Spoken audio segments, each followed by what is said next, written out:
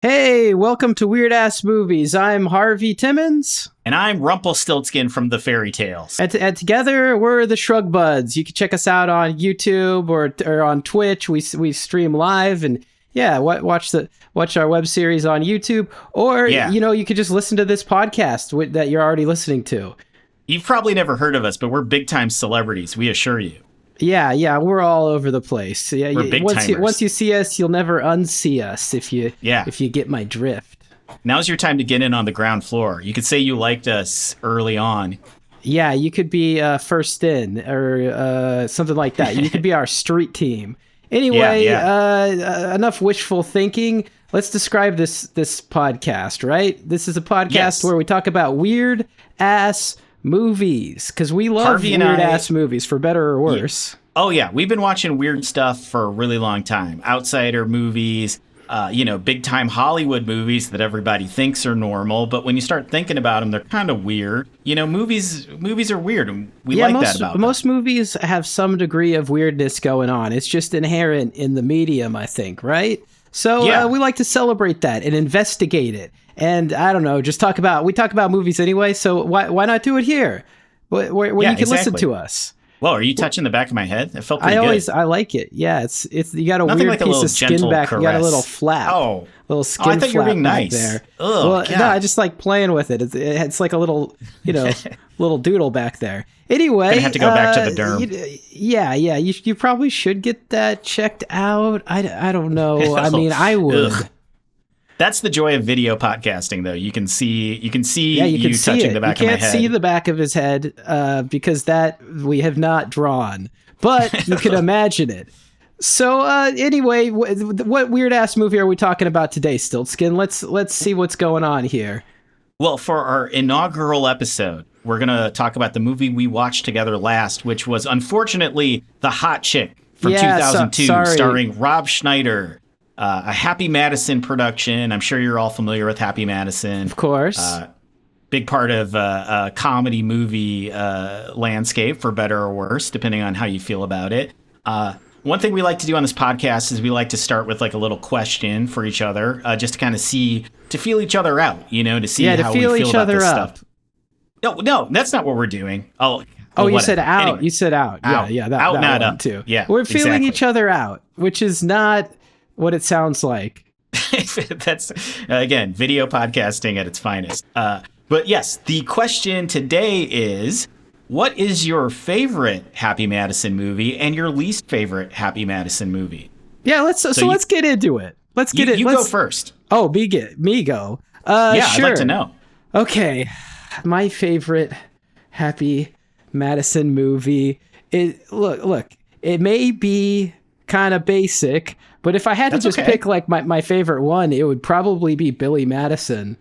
Oh, that's an excellent choice. I mean, it's one of the earliest ones, and I know people. It's kind of a divisive one, actually. What I've heard. Some people think it's too much or whatever, but it just has so many memorable moments, and I think it's like Adam Sandler at his dumbest, which I kind of enjoy, or like the right kind of dumb.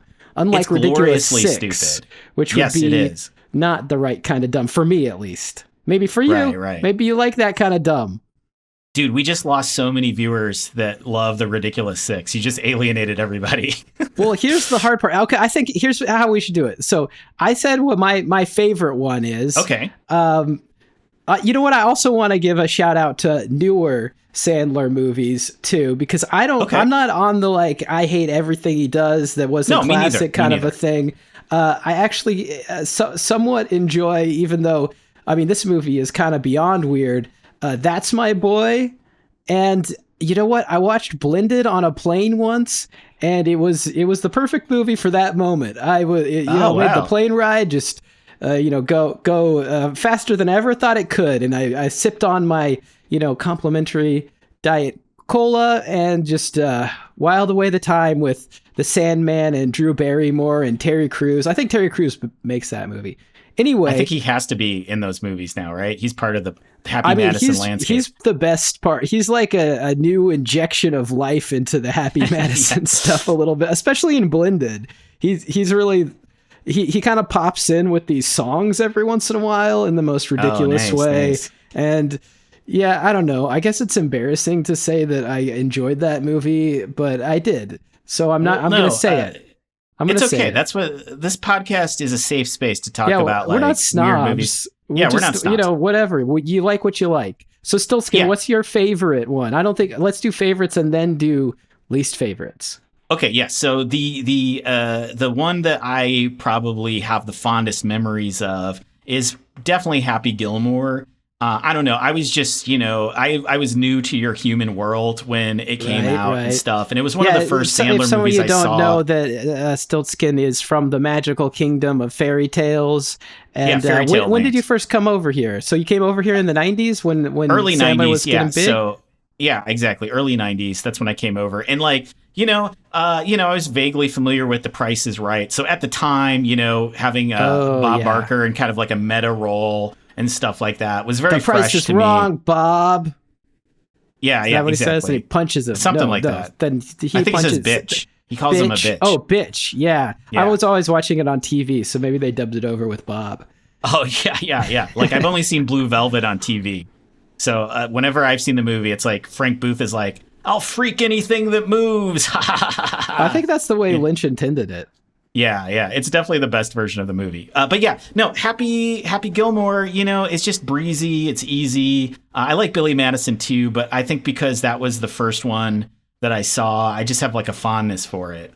If we're talking new Sandler, like a little guilty pleasure, I know that this is not a good movie, but I kind of enjoyed Hubie Halloween. It's sort of like a weird... God. Liked it. You liked Hubie? I did. I liked it enough. Oh my God. I'm a Hubie Halloween guy. I liked it. Felt like a Jerry Lewis movie or something to me. And I thought Tim Meadows is funny in it. Like, I don't know. I liked how dumb it was. I liked how much he liked his thermos. It's not a great movie though. It's just like something that like it's weird. It's a weird one because that's what I like about it. Okay, this is my take on Hubie Halloween. I watched it once. Now you're making me think I gotta watch it again, which I'll gladly do, I guess. But I wouldn't. It's a very dense movie, but maybe I will. But I just started feeling like, Adam Sandler doing his kind of like soft-spoken, somewhat slow character. The older he got, the more sad and realistic it felt. Or something, if that makes sense. I didn't have that problem. I guess I wasn't thinking about heavy issues while watching Hubie sort Halloween. Of thing, where it's like, you watch him in the early, like the Water Boy or something, and it's like, oh, he's kind of a he's like, he's a little fresh faced. So you kind of get it, but the more like worn down he looks, the more he's actually selling the sort of mental issues he has, I guess. Is how I felt. I wouldn't look that deep into it because the plot to that movie is very stupid. But the characters were fun, and I don't know, like there were enough gags in it that were wacky enough to make me feel like I was watching an old Sandler movie. And the name is just so stupid. It kind of makes me smile, but like it's not a good film. You know what I mean? I do like that one. Okay. No, I didn't. I'm back and I'm waffling on this. I was going to say, I do like the name. I like the name Hubie Halloween. It's too dumb in just the right way. The movie, as I said, look, I'll go in with an open mind. I'll watch it again one of these days when I'm feeling a little Sandler fix is necessary. And here's a question for you. How many Halloween comedies exist? It's filling a very specific niche. Well, there's... if you think some of the Halloween sequels are comedies. They take place on Halloween. Like, actually like a Halloween-themed comedy. It's a very specific niche that doesn't get mined very often. There's some horror comedies like Trick or Treat, I guess. Yeah, that doesn't count, though, because, you're still watching some gory stuff. This is, like, something you could pop on... there's not a lot of straight like comedies for Halloween. You're right. Actually, right. Netflix tried to make one a little while ago that I thought had an interesting premise, but I actually didn't get through the movie where it's some movie where all the Halloween decorations all come to life. like a night at the museum, but with Halloween decorations. Yeah, exactly. And Toy Story. And I guess this sort of is, appropriate for the movie that we're mainly talking about, the hot chick. But I kind of like movies where there's magic stuff in everyday situations, and so I was like, oh, okay. I mean, I kind of like this premise. It's a little fun. It's dumb, but it's fun. But yeah, it didn't kind of hit it for me. Anyway, I've never even heard about that movie. So what's your least favorite? It's your turn. My least favorite. This is really a tough one. I didn't think about this ahead of time. I can go if you need time to warm up. Well, I've got a controversial with my one. Most recent watch that I really had a lot of trouble with. It was Ridiculous 6. Oh, I haven't seen that. Yeah, I tried, recently I was like, you know what? I've avoided most of these Sandler, Netflix movies for quite a while. And I was like, I'll give it a shot. I'll see what's up. I mean, how bad can it be? But it doesn't really hold together for me. And the jokes aren't, I just didn't like it. Okay. Right, I don't know. Right. I don't know what else to say about it.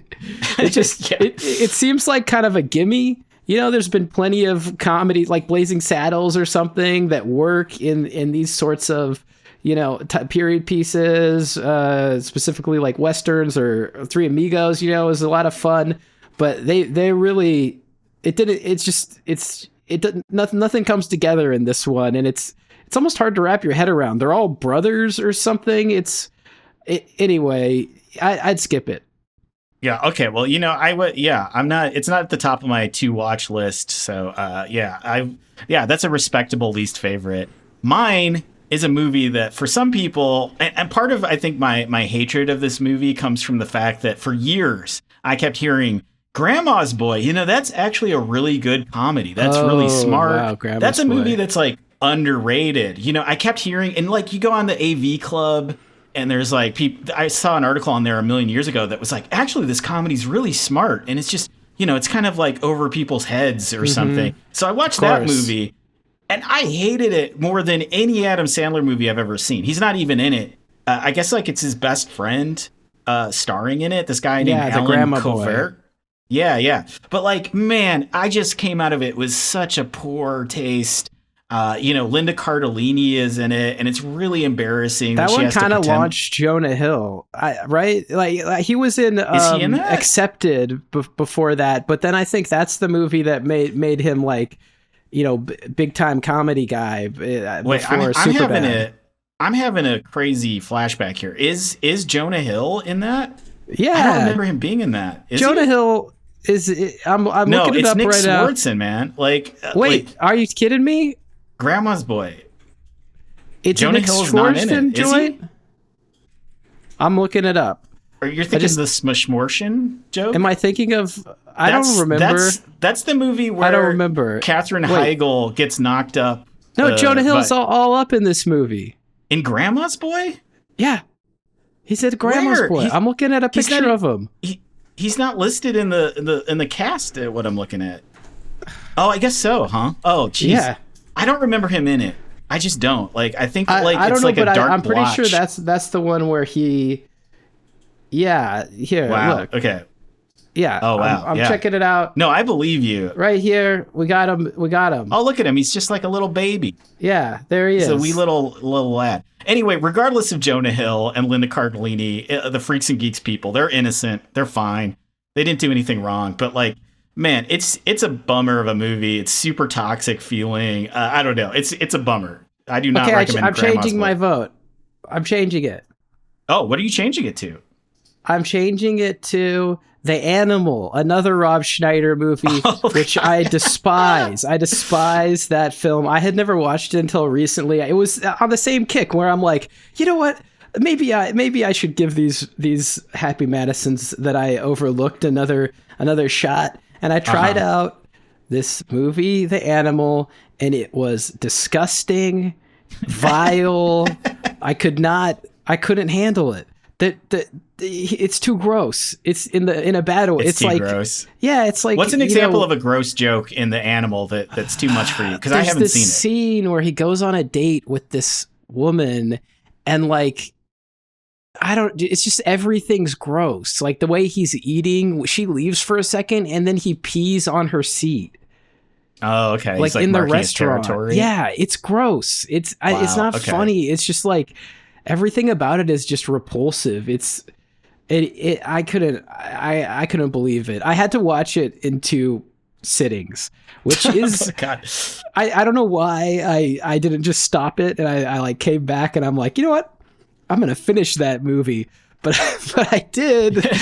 Maybe just because I hated it so much. Yeah.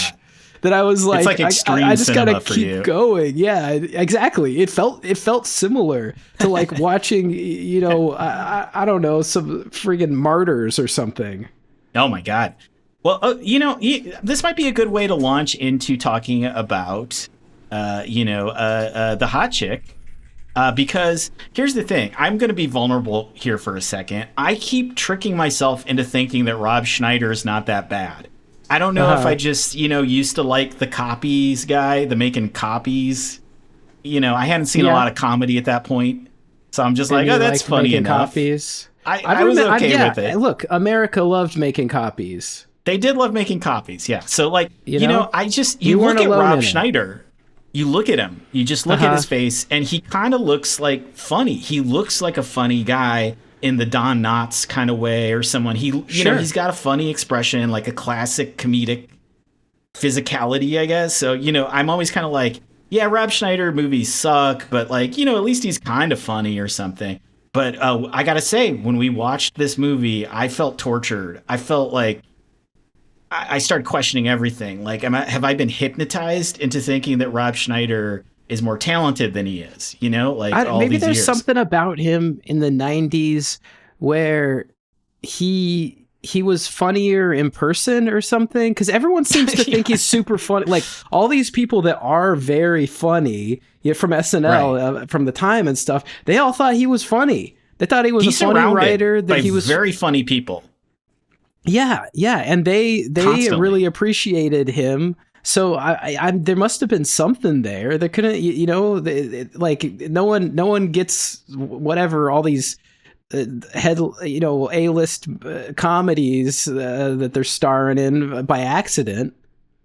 Yeah, I mean maybe, but yes. I don't know. There must be something. It can't be a fluke. It kept happening. He had 2 Deuce Bigelows. He had 2 of them, yeah. I never saw European Gigolo. I don't know. It seemed a little too high class for me. But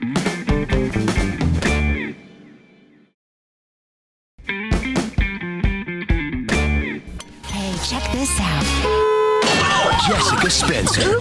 She had it all until a curse put her into his body. That's a lie. That's not what happens. That's not how it happens. That is a lie.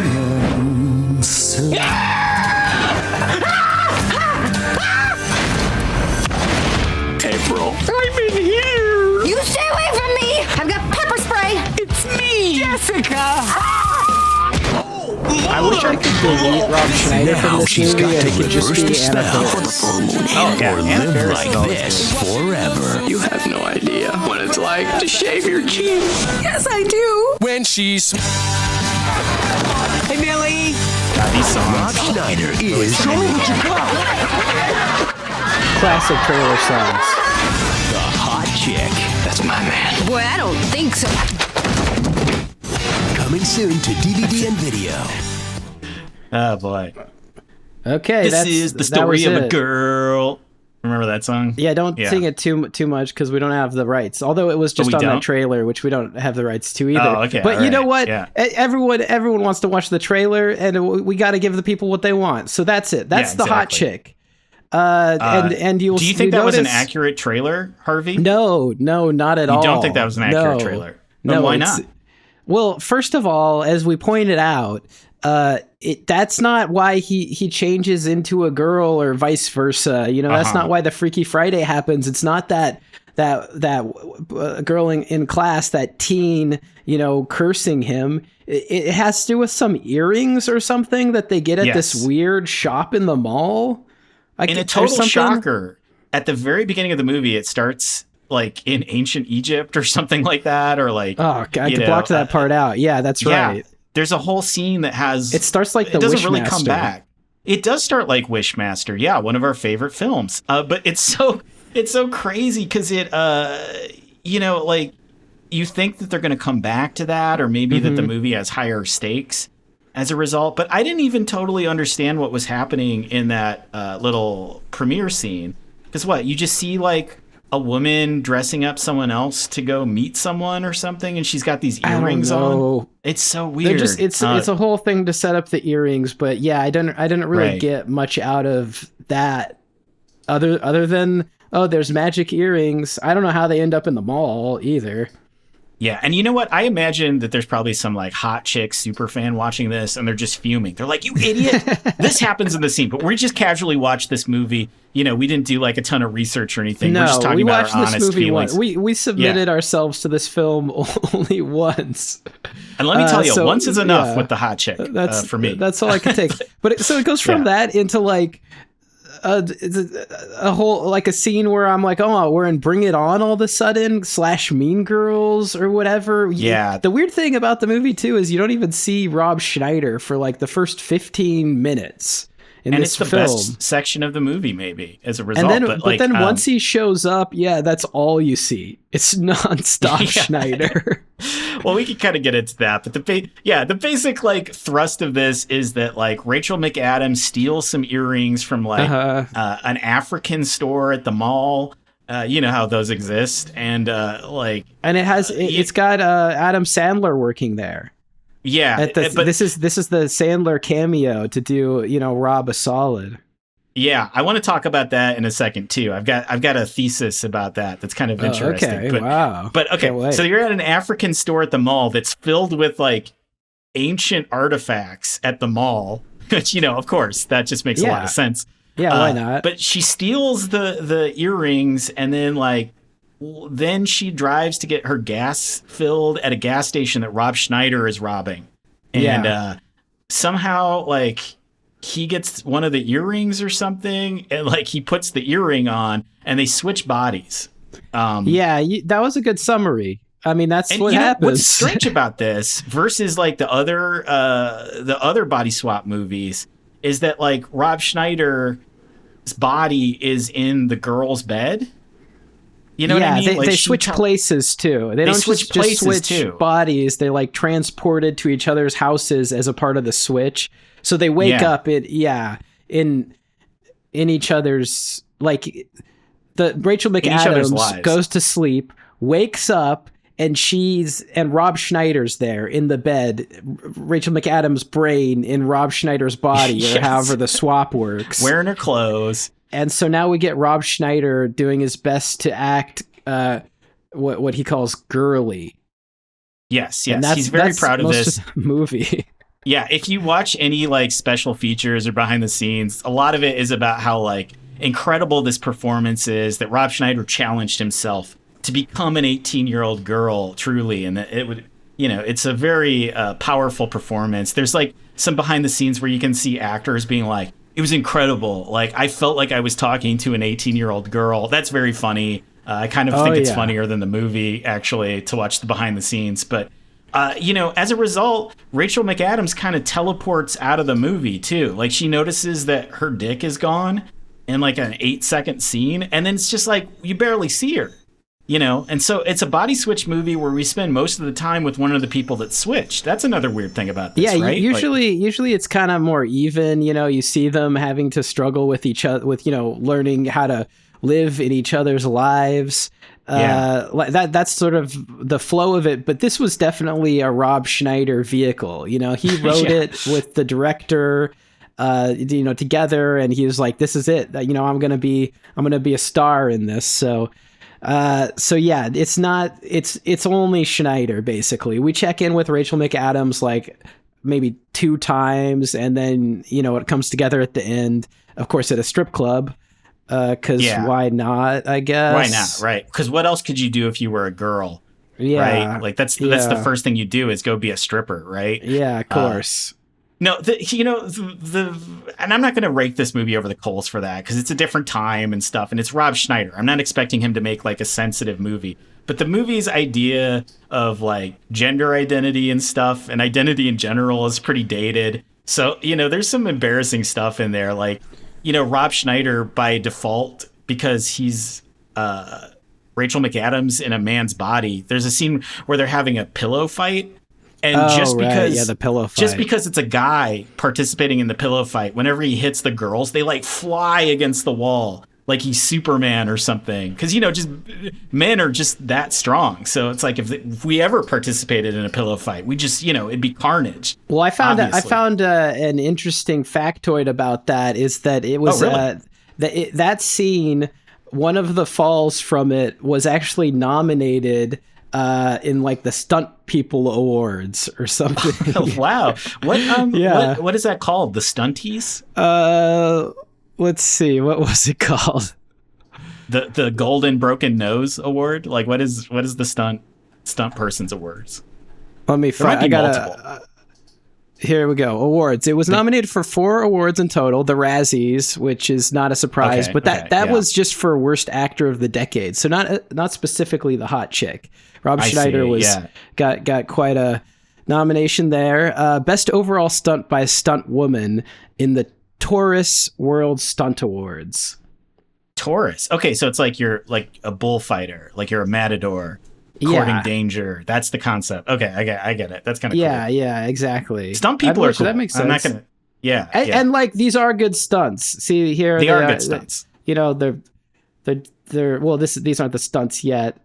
But it is funny though because it's like he just beats the crap out of these women, but then later when he has to fight a guy, he can't fight at all because he's a girl's spirit in a guy's body, and I guess he doesn't know how to fight. It's very inconsistent. In a lot of ways, from scene to scene, kind of what the angle is on all of this. I mean, he's just doing whatever he thinks is funniest at the time. There's no really no consistent rules to any of it. But so the pillow fight, that was your favorite part of the movie? Is that what you're saying? No, exactly. They do go hard with the violence in kind of an interesting way in that scene. And then also with this kind of runner they have with Anna Faris's mother. She keeps trying to eavesdrop on what's going on because she hears all sorts of weird noises like Rob Schneider going to the bathroom or, yelling obscenities or whatever. And she keeps trying to like eavesdrop by doing different things near the door, and it just hurts herself more and more every time we see her. I think at she the gets end, totally brutalized. Yeah, she falls off a second floor banister onto her cat, and what else? I think she gets into a car accident at some point. Like it's kind of a weird. Like I understand it, but it really doesn't play very well. The stuff, despite it not working, it was some of my favorite stuff in the movie because it was like way out there. It's an attempt. It was funny. Yeah. You mentioned that part where she falls from 2 stories and you hear the cat sound effect. You know that they put that in post because it's so brutal. It's such a brutal fall that they were like, oh, we need to make this funny. Add a meow when she hits the ground, just to let you know she's not dead. Because it is a crazy stunt. Sort of soften it a little bit. Yeah, exactly. But that stuff is really brutal. You're totally right. It was pretty shocking.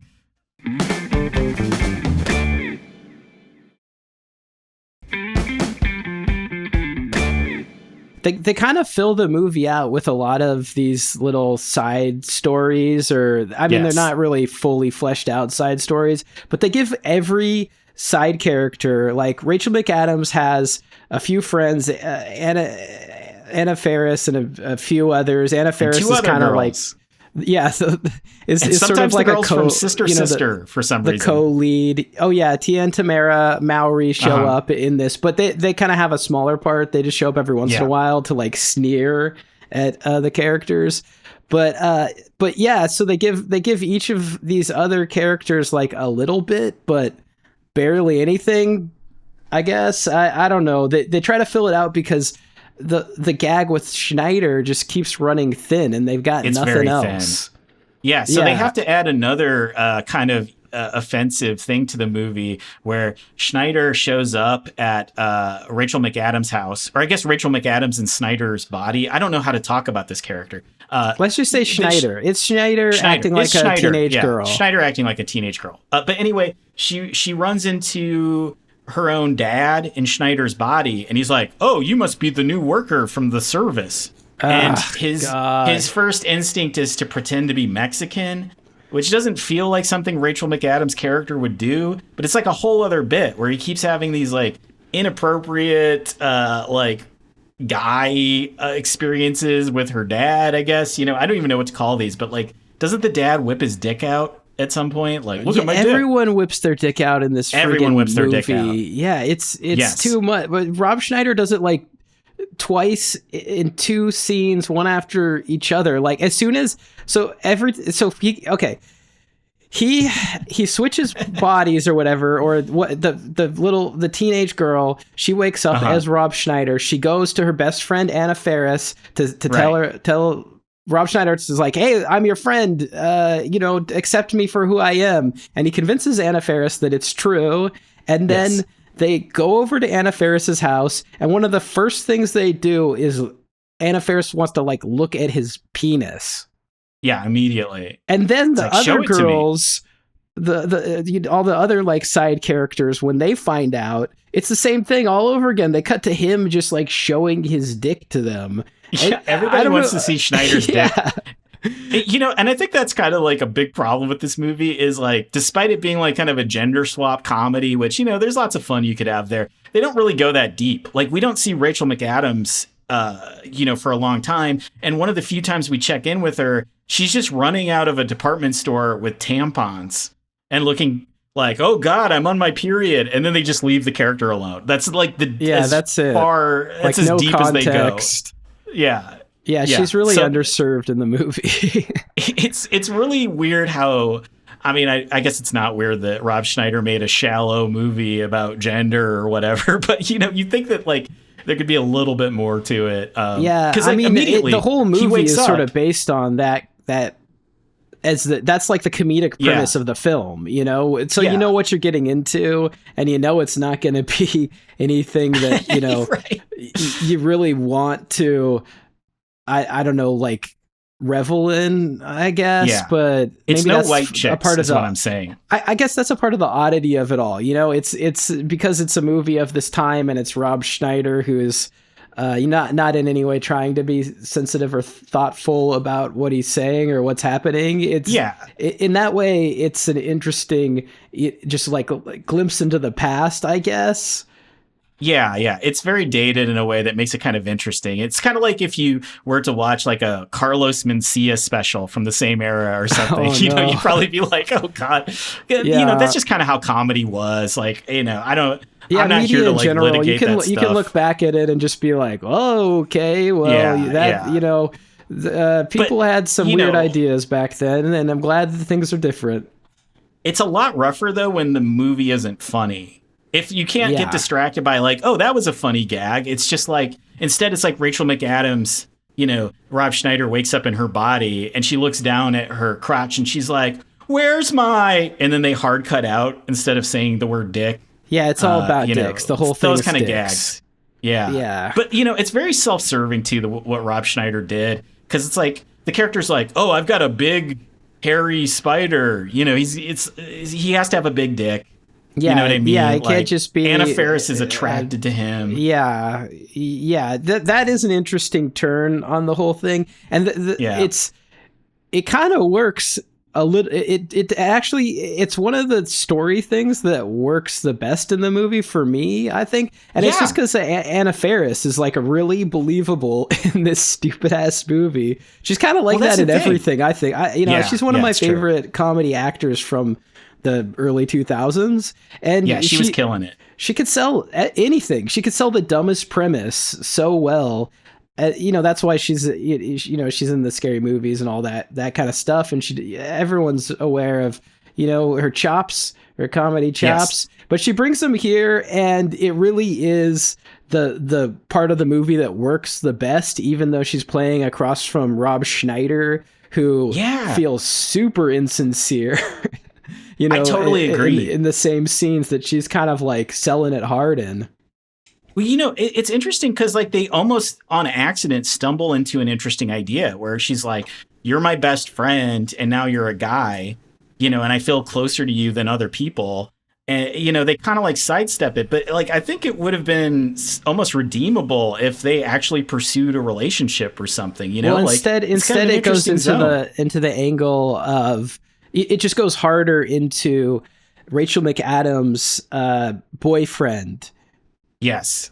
He's one of those three brothers, the Disney brothers? Who are they? Oh, it's a Lawrence brother. The Lawrence brothers. It's the one from Boy Meets World, who I didn't recognize until I checked IMDb later. I did not recognize him. So yeah. It's one of the Lawrences. I don't know which one. It's the middle one. Not the one that says, whoa. Matthew not Lawrence. The whoa it's Matthew one. Lawrence, okay? It's not the whoa one. It's not the little tiny one. It's the middle Lawrence. But anyway, he's fine in the movie. Yeah, he's not bad. Truthfully, like he's not bad at all. But he's pretty believable in a lot of these roles and sympathetic. But they really try to mine a lot of comedy out of Rob Schneider pursuing him. And trying to connect with him. Not only comedy, but the stories kind of pushes it so hard where like at the end, he finally confronts Matthew Lawrence and he's like, I'm Rachel McAdams, your girlfriend. We're in love. You said you'd love me no matter what I looked like. It's just, it's so weird that they go so hard with that. At that point of the movie, everything's like kind of getting resolved and whatever else. And it just gets you into kind of a zone where you're like, I don't know if this should be such a joke. I don't know. It was kind of working a little bit better with Anna Faris when it felt a little like it was coming from a genuine place, I guess. Yeah. Whereas coming Anna from Rob Faris Schneider, has, like, a shitty boyfriend. it feels like they're going, hey, no homo, or something like that. Exactly. You know? It's like they had to give the girls each their own boyfriends, and Anna Faris's boyfriend is just like a shitty guy. He's just like an asshole. You know what I mean? So there's not really much compelling stuff going on there. Yeah. What we're saying is that the hot chick should be remade, right? Like that's what we're saying. Yes. Now we need a new take on the hot chick. Yeah. You know what? Bring Rob Schneider back for redemption. Yes, it's his time. He's up to the task. He's not. He'll like come at it with clear eyes, right? and a whole new perspective. Right. I mean, that's the other thing is okay. So that's the main thrust of the comedy and the film is just sort of this like mishandled gender identity joke over and over, and then to support that, because that only gets you so far in 90 minutes, they just go straight into racism. Like every scene where you're like, okay, I guess they've had like 8 scenes in a row where it's like, hey, I got a dick and I don't know how to pee, you know. They're like, well, I guess we need a little break from that kind of stuff, so let's get Rob Schneider's Mexican impression in here. And the character that Rob invented for himself is someone named Taquito, which we all think is very funny, of course. Very funny. Of course. Yeah. But, you know, it's just weird because, like, Rachel McAdams' mom wants to make out with Taquito. Again, it's like you could tell he wrote this because everyone just finds him so fucking irresistible, you know, which is, again, it's like so weird. It's like the comedy for a is while supposed too, to be from it's the like fact unclear that he's if an the ugly dad, dude, right? like if the dad wants him too. Yes. Like he's got a little bit of this like sexual magnetism thing, which is also in the animal, but worse. I'm telling you, but it just doesn't the make animal sense. is like this on steroids. Like I can't. I'd that's rather what I'm watch saying. The Hot Chick 5 times than the animal ever again. That's what I'm trying to say that I think is a little cowardly about this, is the joke is like, oh, Rob Schneider is an ugly guy with a hot chick in his body, but they totally write it in a way where he's still perceived as sexy by so many people that I just feel like it's that kind of like I don't know. It just doesn't go as hard as it should. Don Knotts wouldn't do that. No, is what I'm saying. He'd be Don Knotts would not be going around talking about his big dong all the time. Yeah, although apparently in real life he was a real ladies' man, but I believe it. He was a charmer. Yeah, but he saved it for the off-screen adventures, not like on-screen. He knew comedy what he was working with. Exactly. This is my character. I don't need to walk around with everyone thinking I'm a stud, reminding everyone I'm playing a jokey, goofy, dork, but also, man. If I took my pants off right now, your mind would be blown. Schneider's insecurity is definitely shining through the script sometimes. It's pretty weird. Oh my God. Yeah.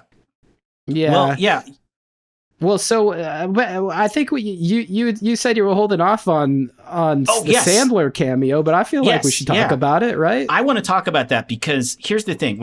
Early in the movie, they go into that African store, and Adam Sandler is working there with dreadlocks. And one of the few things that's actually kind of funny in there is he's this very soft-spoken guy who looks like he smells like patchouli oil or something. He comes over and he's just like, oh, look at this. This is a very rare artifact.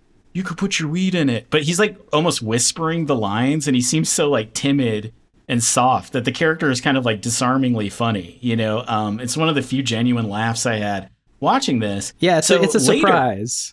Yeah, and you don't expect him to show up. But later, after I watched it, I did a little research, and apparently this was a sketch that Rob Schneider did on SNL. This is the same character, and he gave it to Adam Sandler. And if you watch the SNL version, it's just not funny at all. Like, there's no subtlety to it. The character has like no depth. That's exactly. The thing is, like, when Sandler does it, he added a whole layer of this character, kind of almost in the zone of what he does in Airheads or something. Like it's not a weird character for Sandler. It's one you kind of seen before, where he's like a little bit like timid, unassuming, but it's charming. Whereas in the SNL sketch where this gag originated, it's just Rob Schneider just being a dude like, hey, yeah, you could put your weed in it.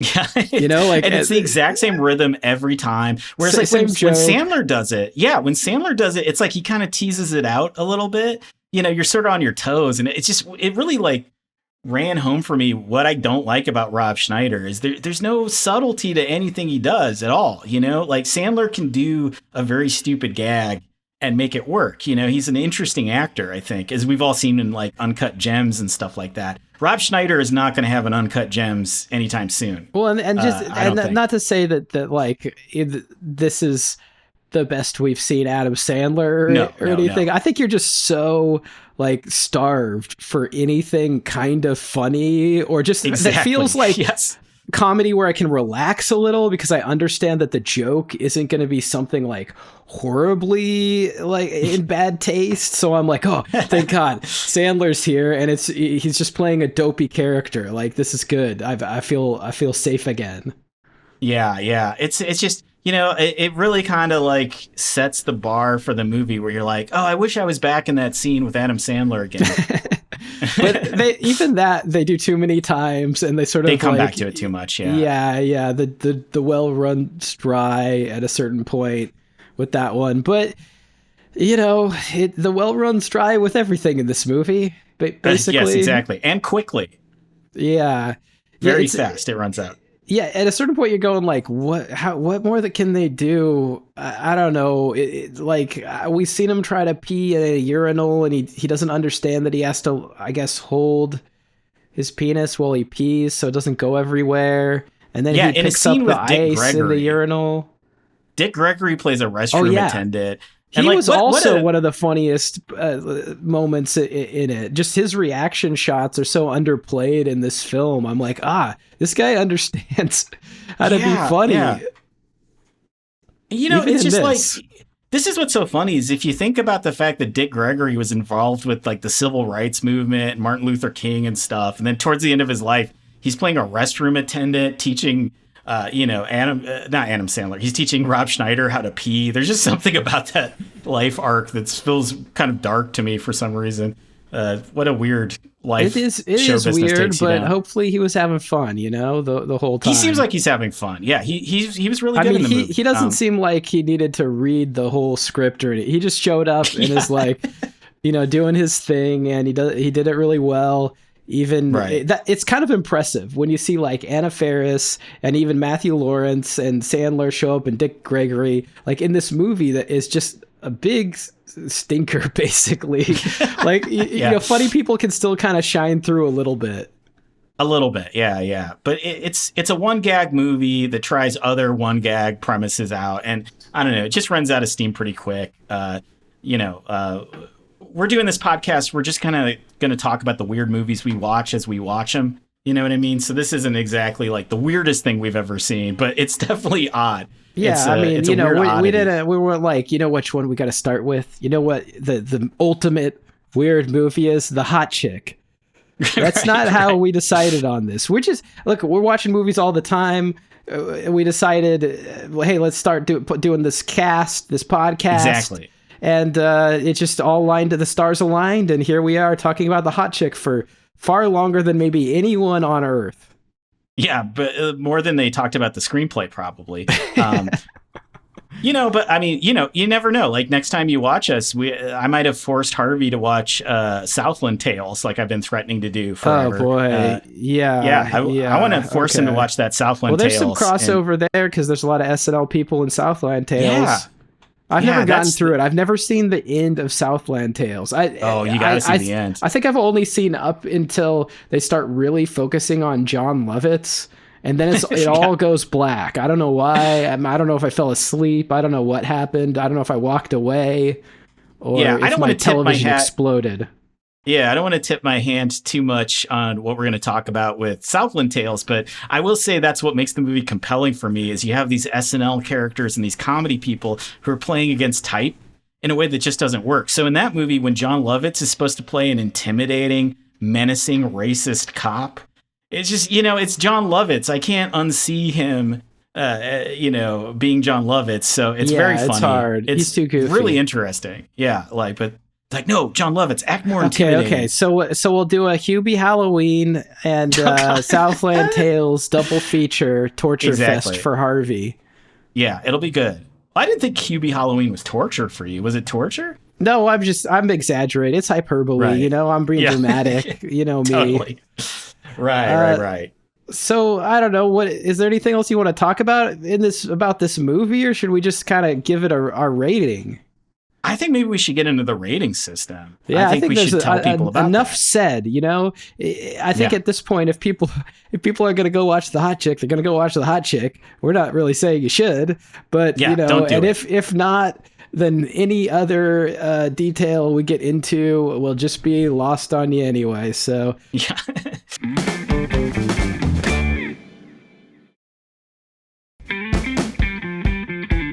So we have a very special rating system that we created. If you're not familiar with it, it's called Best, Less, or Mess, and that's it. You got to choose between whether the movie is the best movie or one of the best movies of all time, less than the best movie, or a complete and utter mess.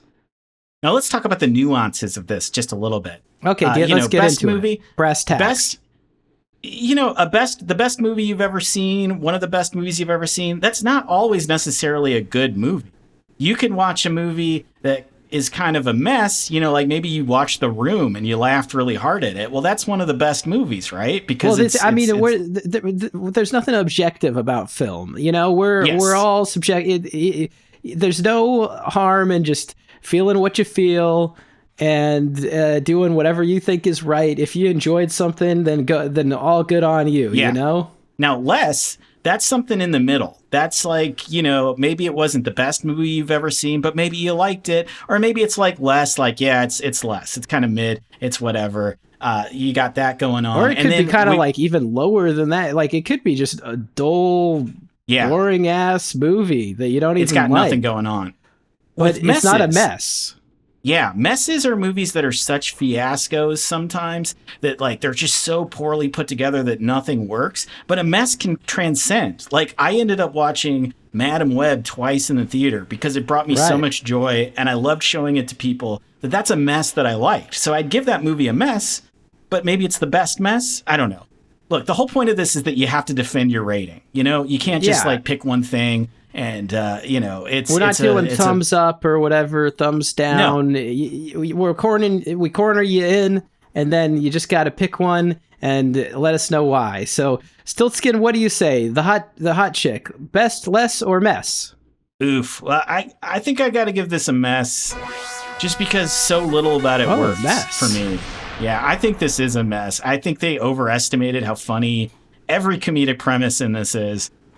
To the point where they just, you can feel the desperation a little bit. Like by the time towards the end of the movie that they cut back to like the big cheerleading events where Rob Schneider had to be a cheerleader, I had completely forgotten about that plot. It was so like poorly put together. And it is a messy movie from a story sense. Super messy. Yeah. It's barely there. To me, this is a mess just because it's such a fiasco, I guess, in a lot of ways. What do you think?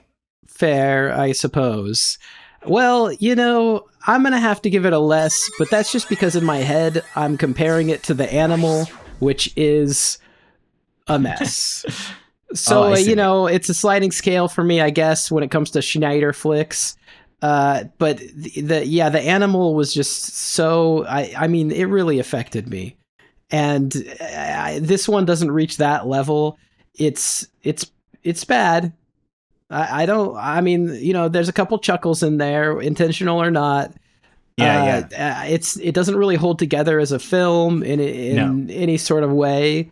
It's not a good example of a body swapping movie, and it's kind of just an excuse for Rob Schneider to act, out his version of feminine or whatever, which is, it is what it is. So less. It's a less for me. That's where I stand. Right. Well, I support that. There's no wrong answers here. And like out there, if the hot chick is your favorite comedy, like, I respect it. Yeah, it's all good. If it brings you joy, don't let us bring you down, have fun with it. To each their own.